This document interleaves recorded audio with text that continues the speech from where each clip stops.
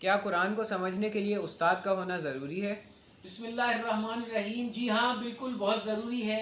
جس طرح دوسرے علوم کو سمجھنے کے لیے استاد ضروری ہوتا ہے تو قرآن حکیم کو سمجھنے کے لیے بھی استاد بہت ضروری ہے۔ آپ جس بات پر پہنچنے کے لیے بہت زیادہ ٹائم لیں گے، استاد آسانی سے وہ بات آپ کو بتا سکتا ہے۔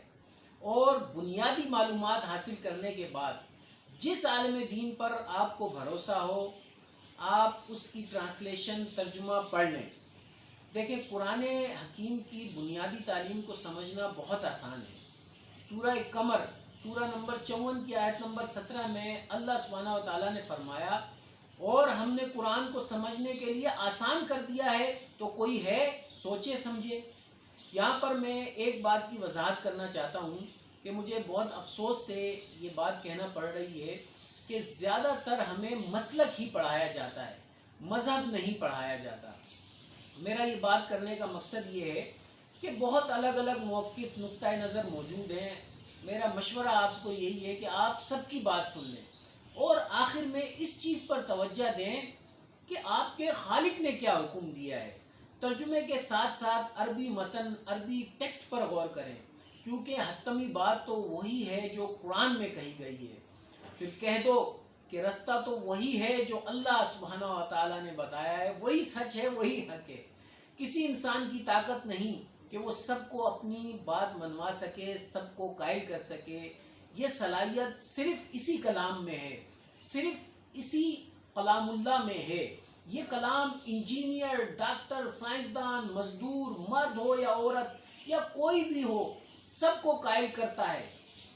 شرط صرف یہی ہے کہ دل میں اللہ کا ڈر موجود ہونا چاہیے، اور یہ پیشکش دنیا کے ہر انسان کے لیے ہے۔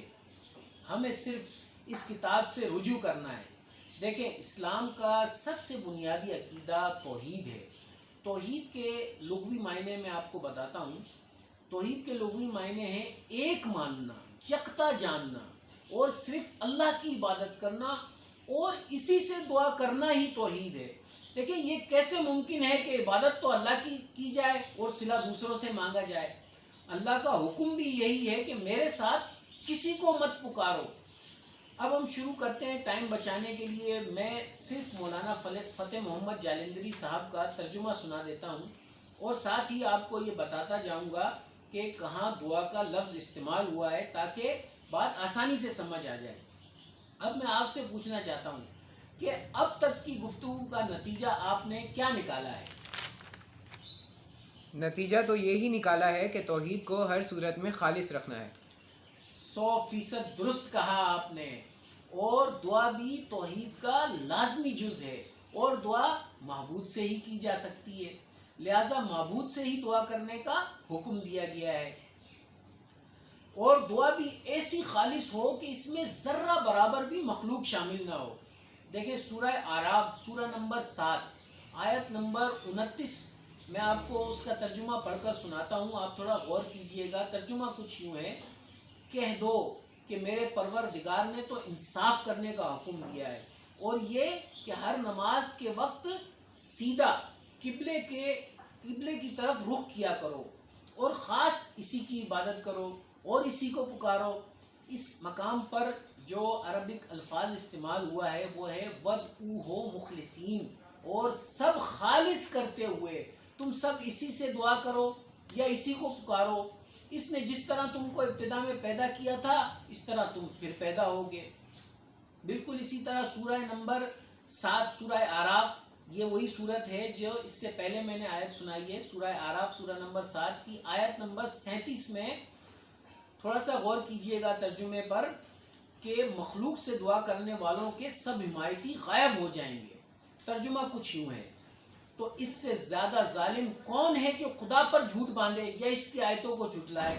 ان کو ان کے نصیب کا لکھا ملتا ہی رہے گا، یہاں تک کہ جب ان کے پاس ہمارے بھیجے ہوئے فرشتے جان نکالنے آئیں گے تو کہیں گے، جن کو تم خدا کے سوا پکارا کرتے تھے۔ اس مقام پر عربی الفاظ جو استعمال ہوا ہے وہ یوں ہے: ما کنتم تدعون من دون اللہ، یعنی جن سے تم سب اللہ کے سوا دعا کرتے یعنی جن سے تم سب اللہ کے سوا دعا کرتے وہ اب کہاں ہیں؟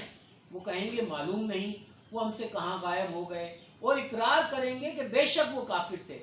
دیکھیں آپ غور کریں کہ وہ اقرار کریں گے کہ بے شک وہ کافر تھے۔ اسی طرح سورہ اعراف سورہ نمبر 7 کی آیت نمبر 55 میں فرمایا گیا، لوگوں اپنے پروردگار سے عاجزی سے اور چپ کے دعا مانگا کرو، وہ یعنی اللہ سبحانہ و تعالیٰ حد سے بڑھنے والوں کو دوست نہیں رکھتا۔ ادعوا ربکم، اپنے پروردگار سے دعائیں مانگا کرو۔ اس مقام پر آپ چیک کریں گے تو مولانا صاحب نے وہی ترجمہ کیا ہے جس لفظ کی طرف میں آپ کی توجہ دلا رہا ہوں۔ اب میں آپ کو کچھ الفاظ اور بتا دیتا ہوں تاکہ آپ کو سمجھنے میں تھوڑی آسانی ہو جائے گی۔ دیکھیں، ادعو تم سب دعا کرو، ندعو ہم دعا کرتے ہیں، تدعو تم دعا کرتے ہو، یدعو وہ دعا کرتا ہے۔ آخر میں ایک بات کہنا چاہتا ہوں کہ دین سے متعلق ہمارا یہ رویہ بالکل غلط ہے کہ کیا میرا بزرگ، میرا امام اور میرے باپ دادا غلط تھے۔ دیکھیں میرے بھائی، بات صرف سیدھی سی ہے کہ اگر وہ لوگ قرآن اور صحیح حدیث میں جو بیان ہوا ہے وہی کہتے تھے تو وہ ٹھیک کہتے تھے، ورنہ غلطی کسی انسان سے بھی ہو سکتی ہے۔ دیکھیں سب کے سب تو ٹھیک نہیں ہو سکتے، اور رستہ تو وہی ٹھیک ہے جو اللہ اور اللہ کے رسول صلی اللہ علیہ وسلم نے بتایا ہے۔